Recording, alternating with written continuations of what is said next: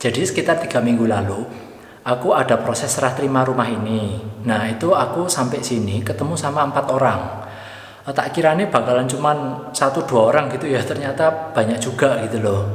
Jadi ada 4 orang. Yang pertama itu marketingnya, terus yang kedua itu project manager, yang ketiga itu supervisor project, sama yang terakhir itu kepala tukang. Nah itu kita kita berlima, itu kita ngecek. Jadi yang pertama itu tampak depan rumah, terus habis itu ke tampak belakang, iya bagian belakang rumah ya. Terus habis itu kita mulai masuk di dalam rumah. Nah itu cek semua ya, dari atas plafon, lampu, air, terus habis itu dinding ada yang retak atau enggak, terus lantainya gimana, mungkin ada tile yang pecah atau yang lecet kayak gitu. Nah sekarang tak tunjuki yang aku komplain di dalam bagian rumahnya ya. Yuk. Yang pertama itu dulu ini udah dibenerin tapi sih ya ini garisnya ini tempo hari itu nggak sejajar ya. Yang ini tuh kayak melenceng di atas gitu loh. Jadi ini kayak 3 garis ini lebih di atas kayak gitu. Nah ini udah dibenerin tapi terus ini cat-cat di tangga ini tempo hari itu nggak rapi ya. Terus ini aku udah komplain dan sekarang tak cek ini udah jauh lebih rapi sih. Terus tempo hari itu aku ngecek juga ya di sini. Nah sekarang udah nggak ada. Di situ itu ada retak gitu ya, tapi udah dibenerin. Di pintu itu ada yang bocel sih. Nah di pintu ini ada yang bocel, tapi ini udah dibenerin. Cuman ya gitu-gitu aja sih, maksudnya nggak sampai yang bagus-bagus amat. Ini masih nggak dibenerin ya kayak jadi di sini ada bocel, ini juga ada bocel, itu nggak dibenerin mungkin ya. Terus apa lagi? Nah ini lebih kelihatan sih. Jadi di pintu ini ada yang bocel kayak gini, itu sampai kelihatan kayunya ya. Sekarang tak tunjukin ini kayak ya asal-asal gitu ya, mirip-mirip, nggak terlalu kelihatan. Terus ini juga ada yang kayak gini. Ini lumayan sih, atas bawah banyak ya. Ini sampai kelihatan kayunya ini. Ini kayak ada garis ini, itu lantainya lecet. Mungkin kayak kena apa gitu ya, aku juga kurang tahu. Nah itu aku udah komplain juga, tapi mungkin masih belum diperhatikan dengan detail mungkin ya. Nah waktu serah terima itu aku juga dapat 3 set kunci gini ya. Jadi ini kuncinya ada 5, untuk kamar 2, untuk pintu depan 1, kamar mandi 1, sama pintu belakang 1. Totalnya 5, ini aku dapat 3 set. Terus aku juga dapat 2 set kunci kecil gini ya, total ada 4. Nah ini 2 itu untuk itu. Nah di situ itu ada meteran air, cuma di box gitu ya, ditutup, dikunci. Terus di sini ada KWH meter, itu juga ditutup dan dikunci. Nice. Terus ini aku juga dikasih tong sampah sama plastiknya ya. Nah itu kreseknya untuk buang sampah. Ini oke sih, aku seneng. Jadi maksudnya nggak ngerepoti lagi gitu loh ya. Cuman tetap sih rumput itu harusnya dikasih menurutku ya. Oh iya, meskipun rumah ini aku udah serah terima, tapi rumah ini belum bisa ditinggalin ya. Soalnya di bagian samping rumah ini itu belum di finish ya. Nah dari bawah sampai atas terus ke belakang situ belum di finish kayak rumah ini. Kalau ini kan udah di finish ya, ini udah bisa ditinggalin sih. Tapi di sini tuh aku lihat sekarang ada pasir. Ini kayaknya untuk mempersiapkan supaya ini segera bisa di finish gitu ya. Nah ini tampak depan rumahnya. Ini kecil tapi nikmat ya.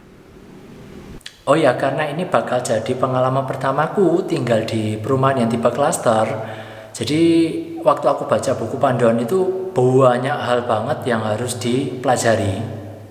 Nah, ini aku akan sebutkan beberapa yang poin-poin utama yang paling aku ingat aja ya.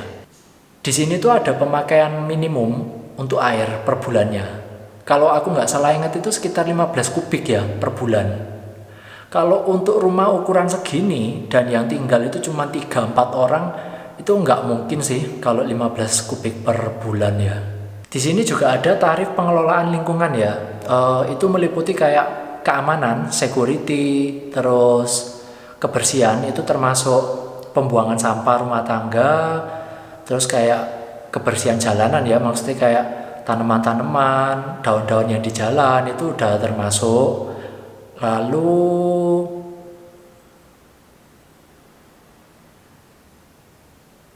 terus termasuk pemeliharaan akses gitu ya, maksudnya jalan gitu loh. Kan di sini ada dua tipe jalan ya. Yang pertama itu paving, tahu toh yang kotak-kotak itu persegi panjang, sorry. Yang kedua itu aspal. Terus termasuk pemeliharaan taman terbuka. Jadi di sini tuh ada taman terbuka gitu ya yang bisa dinikmati semua warga, fasilitas umum gitulah, fasum. Terus kalau mau renovasi di sini tuh ada deposit 5 sampai 15 juta. Itu tergantung dari ukuran rumahnya. Itu buat supaya kalau misalnya kita itu mendatangkan barang supaya lebih hati-hati. Supaya kalau kerja itu juga lebih hati-hati. Nah, terus untuk renovasi itu di buku panduan ini banyak banget aturan-aturannya. Cuman tak sebutkan 3 ya. Yang pertama itu tampak depan nggak boleh dirubah karena itu udah disetujui oleh pemerintah, jadi sama sekali nggak boleh dirubah kecuali kayak cuma nambah kanopi gitu ya. Terus yang kedua, tinggi bangunan yang akan direnov itu ada maksimum tingginya kayak gitu, nggak boleh melebihi tinggi bangunan tampak depan. Terus layout rumah itu juga harus disetujui sama manajemen ya, jadi kayak lihat-lihat dulu desainnya kayak apa, nggak boleh ngawur gitu loh intinya. Nah, terus kalau mau pindahan ke sini tuh harus lapor sama manajemen. Terus nanti dibikinin surat juga untuk ke security-nya. Kalau penghuni unit ini nomor ini tuh udah ninggalin. Soalnya ini kan aku belum ninggali ya. Tiap kali aku ke sini itu aku selalu dibuntutin ya. Diikutin sama security. Jadi dia naik motor ngikutin aku ini ada di mana, mobilku di mana. Nah, itu sebetulnya bagus ya untuk alasan keamanan ya. Jadi kalau aku udah lapor ke manajemen, terus manajemen udah ngomongin ke security-nya juga, itu aku nggak akan dibuntutin ke depannya. Nah, terus kalau misalnya kita ada acara ya di rumah, misalnya ngundang banyak orang gitu, terus mereka juga banyak kendaraan kan, banyak mobil, banyak motor mungkin. Nah, itu juga kita harus lapor dulu sebelumnya ke security. Bisa hari H juga sih, misalnya kita acara malam gitu ya, itu kita bisa lapor pagi atau siangnya gitu, supaya ketika nanti mulai datang tamu-tamunya itu parkirnya itu diatur ya, supaya tidak ganggu rumah tetangganya kita. Nah, terus kalau punya hewan peliharaan itu kita harus tanggung jawab ya. Pertama, kandangnya itu nggak boleh ditaruh di depan rumah ya. Mungkin kalian pernah nggak lihat kayak orang di bagian depan rumahnya itu kelihatan banyak sangkar-sangkar burung, atau ada sangkare anjing atau kucing atau kelinci atau apalah itu. Nah, itu nggak boleh. Terus tidak boleh melepas hewan peliharaan tanpa pengawasan. Itu sengaja atau tidak sengaja juga tidak boleh ya. Jadi misalnya kalian dari dalam rumah kalian pelihara kucing gitu ya, terus jendelanya depan kalian itu buka, terus kucingnya keluar, terus keliling-keliling komplek itu nggak boleh ya. Itu harus dalam pengawasan terus. Terus di sini juga nggak boleh ya pelihara hewan selain hewan peliharaan.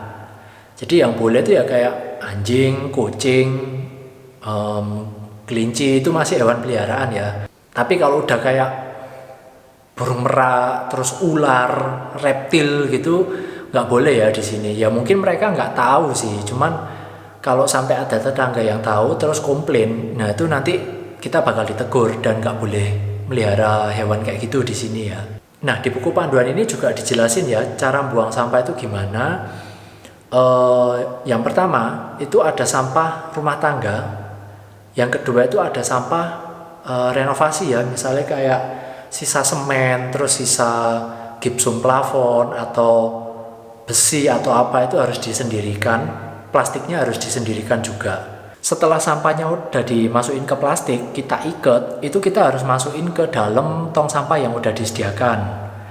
Kalau nggak dimasukin, itu nggak bakal diangkut sama mobil yang ngambil sampah itu tadi. Jadi di sini nggak boleh ada acara bakar-bakar sampah ya. Iya, lek bakar-bakar daging, ayam itu kan ya sedep gitu loh.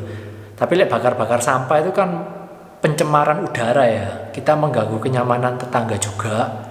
Terus sama resiko bakar-bakar ini nanti moro-moro ada yang terbang apinya terus kena tetangga terus kebakaran. Lah lewes kayak gitu ya apa? Nah itu kan bahaya juga. Nah, kalau kita melanggar aturan-aturan yang udah dibuat ini, kita bisa kena yang pertama sanksi, yang kedua itu denda. Mungkin tergantung case-nya ya, mungkin nggak semua itu denda dan nggak semua itu sanksi doang. Sebetulnya aturan-aturan, sanksi sama denda yang dibikin oleh developer ini menurutku membantu banget sih malah. Jadi pemilik rumah itu nggak sakarepe dhewe gitu loh ya. Terus yang enak itu kalau misalnya tetangga kita ada yang melanggar aturan-aturan itu tadi, kita itu bisa lapor ke pihak manajemen. Enak toh, mengurangi crash sama tetangga. Biarkan manajemen yang jadi jurinya kayak gitu loh. Mungkin kita nggak tinggal di klaster kayak gini, kita lapornya ke RT, ke RW gitu ya. Yaitu RT RW-nya yang jadi jurinya. Cuman biasanya kalau RT sama RW itu masih menekankan ke apa ya, secara kekeluargaan gitu loh diselesaikannya. Kalau untuk manajemen ini, manajemen juga berhak untuk memberikan sanksi sama denda gitu loh. Oke, sekian dulu untuk video hari ini. Sampai ketemu di vlog selanjutnya.